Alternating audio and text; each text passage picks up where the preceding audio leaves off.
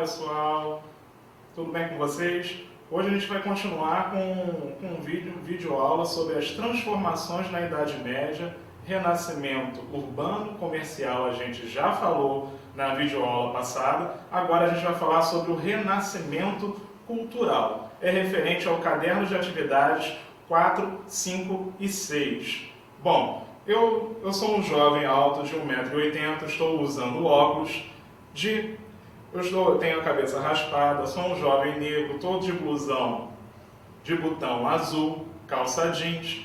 E hoje, próximo slide.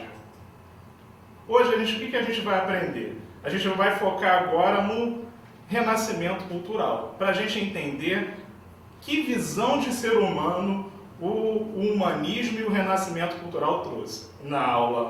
Na videoaula anterior, a gente falou sobre questão da riqueza, mas agora a gente vai falar uma visão do ser humano, que também está associada a esse momento de abundância e de expansão. Então, quais são os dois conteúdos que a gente vai abordar? Renascimento, a gente vai abordar humanismo e renascimento cultural associado à atividade comercial. O objetivo da aula é entender as transformações nas formas de conceber a riqueza, que a gente já falou, e o de conceber o humano na Idade Média. Vamos lá, pessoal. Quando a gente aborda o conteúdo, tem abordado os conteúdos, a gente tem que pensar numa questão principal, e essa é uma questão que está continuando desde a videoaula passada.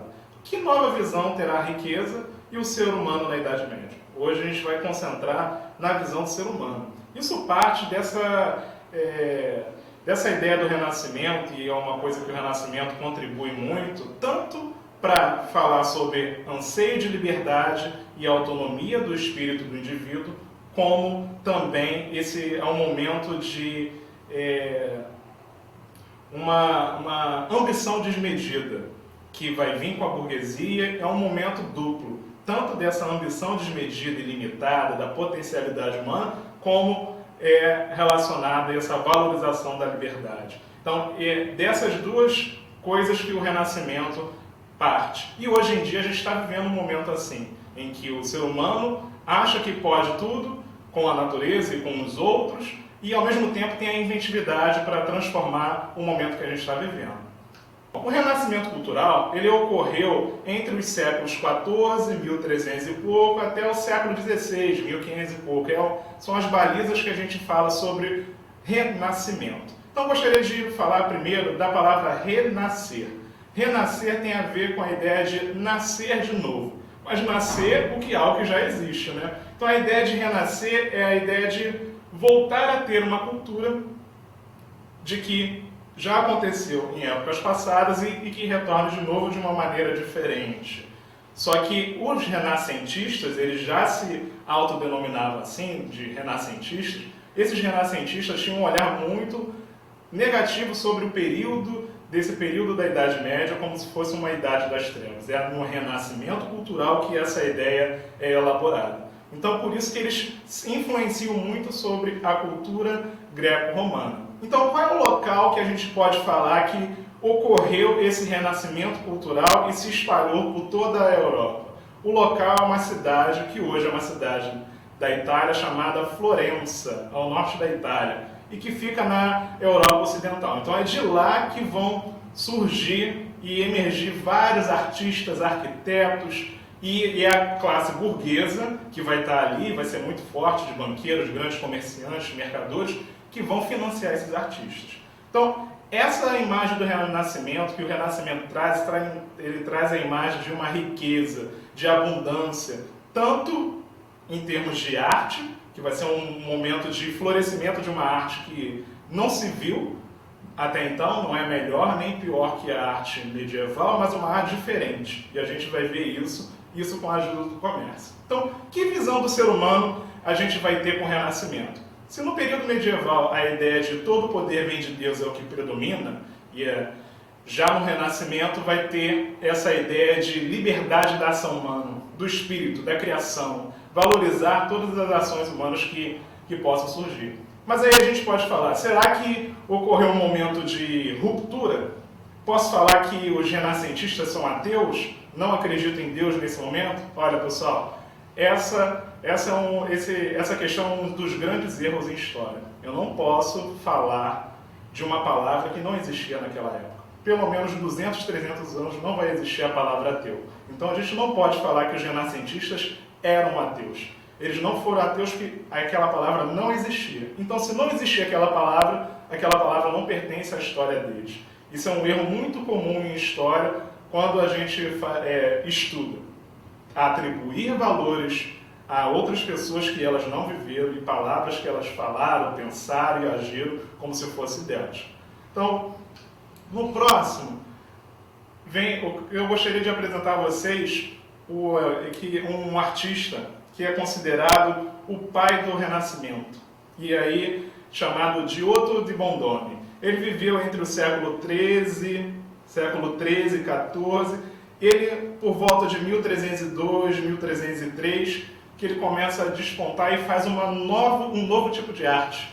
Esta pintura, pintada por Giotto di Bondone, é um dos marcos desse período do Renascimento. Ele é um dos pioneiros do Renascimento. Essa é a ideia de pintar com profundidade. Logicamente, a gente sabe que a arte não é só para representar a realidade ou simplesmente retratar a realidade. A arte é muito mais que isso hoje. As pinturas abstratas demonstram isso muito bem ao longo dos séculos que vieram depois.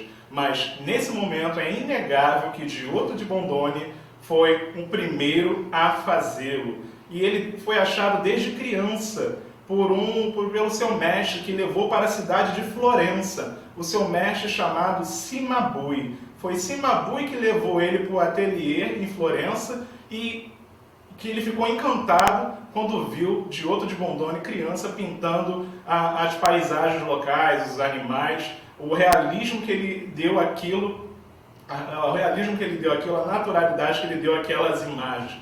Então, foi lá em Florença, que ele começou a fazer sua arte e depois foi ser contratado por outras mecenas. Aliás, quem financia os artistas? Porque não tem como ter esse período de florescimento de vários artistas, que eles eram extremamente valorizados naquela época. Não tem como se não existir a figura do mecenas. O mecenas é aquele financiador da arte. Poderia ser membros da Igreja Católica, grandes famílias nobres, de burgueses, de grandes mercadores, banqueiros, inclusive até o próprio Papa encomendava pinturas para as capelas, para as catedrais, desses grandes pintores que tinham várias profissões, não eram só pintores. Muitos deles, eles pintavam, eram arquitetos, eram engenheiros, eram escultores, eles tinham uma múltipla função. Então, é nesse momento que se valoriza essa liberdade de iniciativa, essa potencialidade que o ser humano tem inclusive, de submeter a natureza. Não é como naquele período medieval em que apenas está para os desígnios e os chamados de Deus. Então, é um momento que é religioso e, ao mesmo tempo, a ação humana está sendo valorizada. Então, eu gostaria de apresentar a vocês um outro pintor, que também ele não era só pintor, cientista, matemático, engenheiro, escultor, arquiteto, poeta, músico. Provavelmente eu deixei de uma das funções que ele foi naquela época. Muito conhecido, chamado Leonardo da Vinci. Ele também, nessa tendência renascentista de pintar e retratar a realidade, ele expandiu essa técnica, tanto que ele dissecava corpos para poder aprender a anatomia do corpo humano, para poder pintar pinturas mais belas. Essa é uma pintura de uma das pinturas mais famosas que se tem. É uma pintura em tela, não é em afresco, realizada entre 1503 e 1506. Ela está no Museu do Louvre, em Paris. Ela se chama Mona Lisa, ou La Gioconda. Muitos dizem, ainda não se tem confirmação exata, mas ela foi uma pintura encomendada, e naquela época as pinturas eram encomendadas. Era difícil alguém pintar em casa e depois vender na rua. Os artistas eles tinham muitas encomendas, então eles não produziam livremente como se hoje em dia é costume, depois vai vender. Eles já tinham encomendas. Então a Mona Lisa, a Lisa é a mulher de Giocondo. Então, Lisa de Giocondo, em homenagem à Lisa de Giocondo. Então, essa ideia foi uma encomenda feita a Leonardo da Vinci. Não se sabe se a história ainda é verdadeira, mas é a imagem de Mona Lisa ou Lisa de Gioconda. Já outra pintura que a gente não poderia deixar de retratar é a questão de Leonardo da Vinci. Leonardo da Vinci teve uma vida longeva, viveu quase 90 anos, de 1475 a 1564. Essa pintura que vocês estão vendo é na Capela Sistina, ao fundo da Capela Sistina, lá no fundo da Capela Sistina, está a imagem do juízo final. Toda a representação bíblica na Capela Sistina a maior parte dela é feita por Michelangelo, um artista muito glorificado e famoso e reconhecido hoje em dia. A Capela Sistina, ela fica lá no Vaticano, ela fica ao leste no Vaticano, em frente à Catedral de São Pedro. É lá que é decidida a escolha dos papas. O próximo papa da Igreja Católica, ou porque morreu, ou porque houve a abdicação do cargo, é lá que ocorre a eleição dos papas. Então, é uma capela muito importante que fica na cidade do Vaticano. Uma cidade que não é a Itália, mas perto da Itália, é um estado independente, estado religioso. Gostaria de retornar à questão central. O humano é só obedecer aos desígnios de Deus ou a ação, liberdade, autonomia de espírito? Então, nesse período do Renascimento, há algo a mais, que vai nos colocar num outro momento da história chamado de período moderno. Por isso que a gente começa a sair desse período medieval, da mentalidade medieval, e entrar nesse período moderno, em que o humano acredita em si mesmo, e não apenas uma explicação por entidades sobrenaturais, coisas do tipo. Então, outra coisa que a gente não pode esquecer é que no Renascimento não é só pintura. Existe também, na área do desenvolvimento da área das ciências, um exemplo que a gente tem é de Nicolau Copérnico. É com Nicolau Copérnico que defende pela primeira vez que a Terra não é o centro do universo, essa teoria chamada geocêntrica. A Terra ela gira em torno do Sol. Então é com Nicolau Copérnico que vem pela primeira vez essa ideia, e é com Galileu Galilei, que depois a gente vai ver nas próximas aulas, que ele vai defender e comprovar a teoria de Nicolau Copérnico. Então, e também temos artistas, poetas como Miguel de Cervantes, que são espanhóis, como eu disse para vocês. O Renascimento se espalhou por toda a Europa e influenciou, que é um livro famoso chamado Dom Quixote. A gente tem a ideia do Renascimento em várias áreas, não só na pintura também.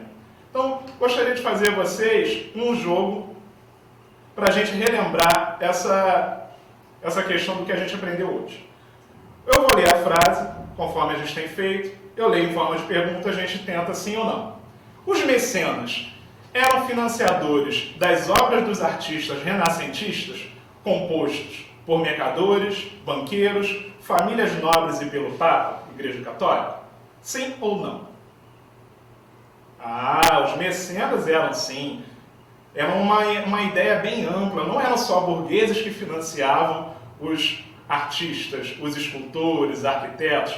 Tudo isso era financiado com essa riqueza que veio do comércio das cidades, com esse dinheiro que veio do comércio das cidades, nesse período dessa Europa pós-século XII, XIII. E aí o Renascimento vem com XIV. Outra, historicamente considerado pioneiro do Renascimento, Giotto de Bondone é historicamente considerado pioneiro do Renascimento? Sim ou não? Sim, pessoal, é com Giotto de Bondone que a gente aprendeu que pela primeira vez se pinta com perspectiva, com profundidade. Logicamente, a gente sabe que a arte não tem hierarquia, existem diversas maneiras de se abordar a arte, não só para retratar a realidade, mas para inventá-la também.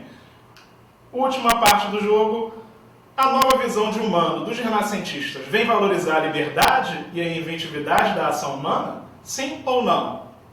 Sim, pessoal, a gente tem falado isso o tempo todo, essa liberdade e inventividade da ação humana que a gente precisa hoje em dia para resolver muitos dos nossos problemas de pandemia, que se tenham soluções, pessoas que valorizem o conhecimento da ciência e as novas ideias. Sim, é no Renascimento que se começa a valorizar cada vez mais isso. E por último, o Renascimento cultural é apenas um movimento restrito à arte da pintura? Sim ou não? Não, pessoal. O Renascimento ele é de diversas áreas artísticas, esculturas, pinturas, e não é só na região de Florença e as outras cidades italianas, é por toda a Europa também. Agora a gente fica por hoje. Até mais, pessoal!